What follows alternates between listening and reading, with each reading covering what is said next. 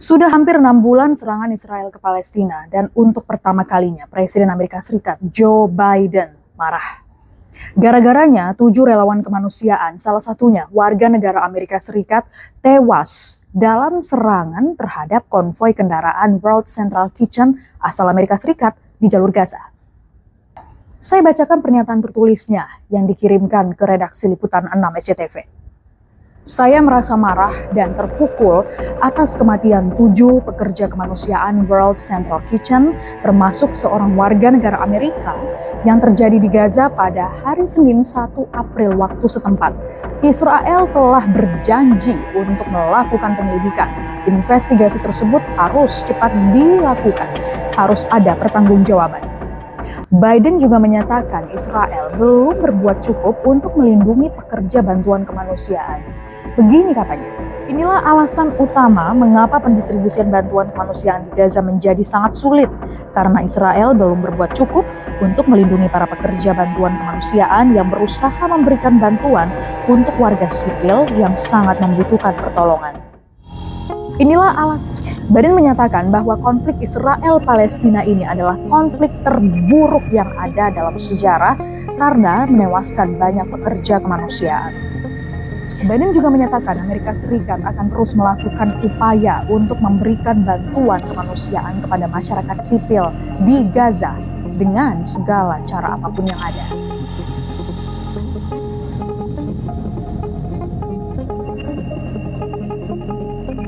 Pernyataan yang cukup keras ya.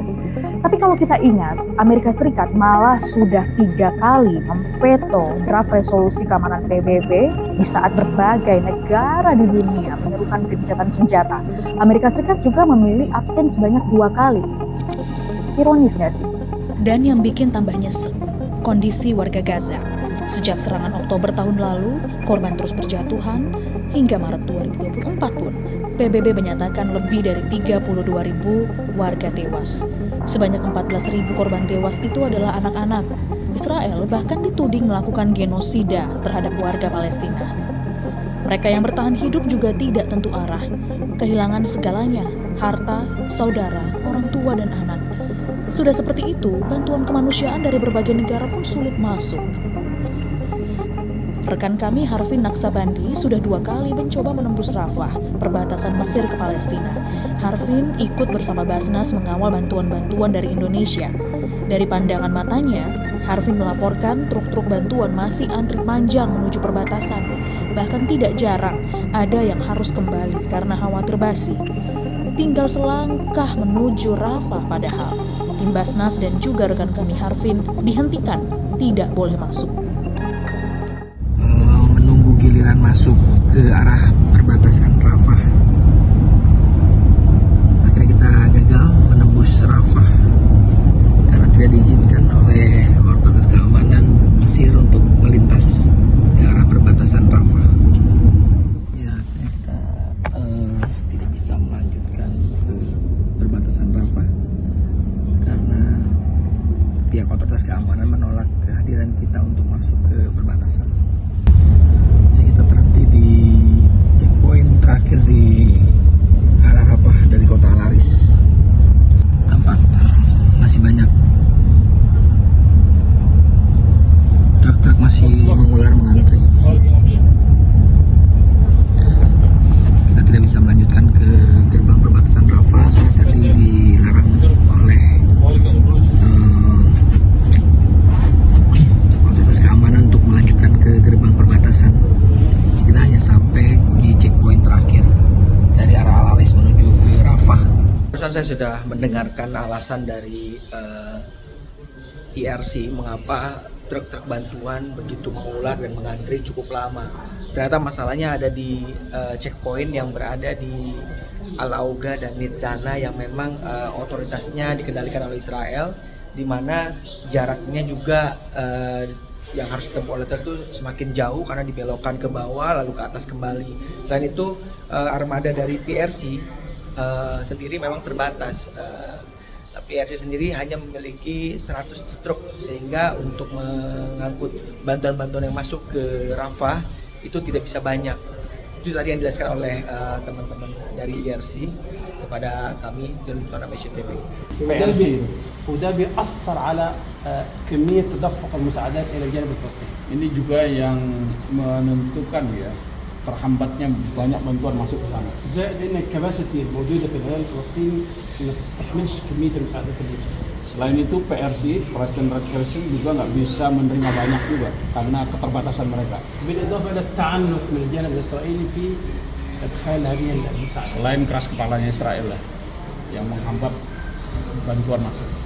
ada border OGA اللي هو في الجانب الإسرائيلي اسمه نتسانا. Kalau di pihak Israel namanya Nitzana. الشاحنات بتمر 50 كيلو ذهاب و50 كيلو عودة يعني حوالي 100 كيلو. Dari Rafah ke Oga itu 50 kilo, balik 50 kilo sekitar 100 kilo. عشان تتفتش من الجانب الإسرائيلي. Diperiksa pihak Israel itu di sini. ترجع تاني تدخل مع balik ke Rafah baru bisa masuk. طبعا الخط اللي هو ال 50 كيلو ده ما فيهوش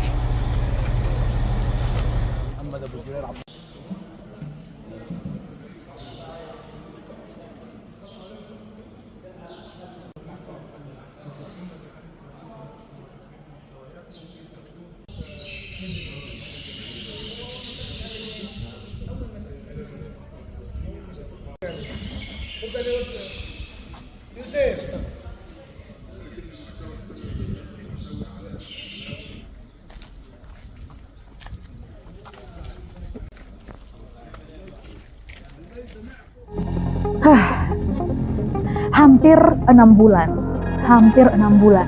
Bayangkan masih seperti ini. Lalu sekarang Joe Biden marah. Investigasi atas tewasnya 7 relawan kemanusiaan, salah satunya warga negara Amerika Serikat, harus cepat dilakukan. Harus ada pertanggungjawaban katanya. Oke, kita tunggu. Kita tunggu juga pertanggungjawaban atas tewasnya kurang lebih 32.000 warga Palestina di Gaza atas konflik yang tidak berkesudahan. Saya Gracia Ben, Liputan Amnesty TV.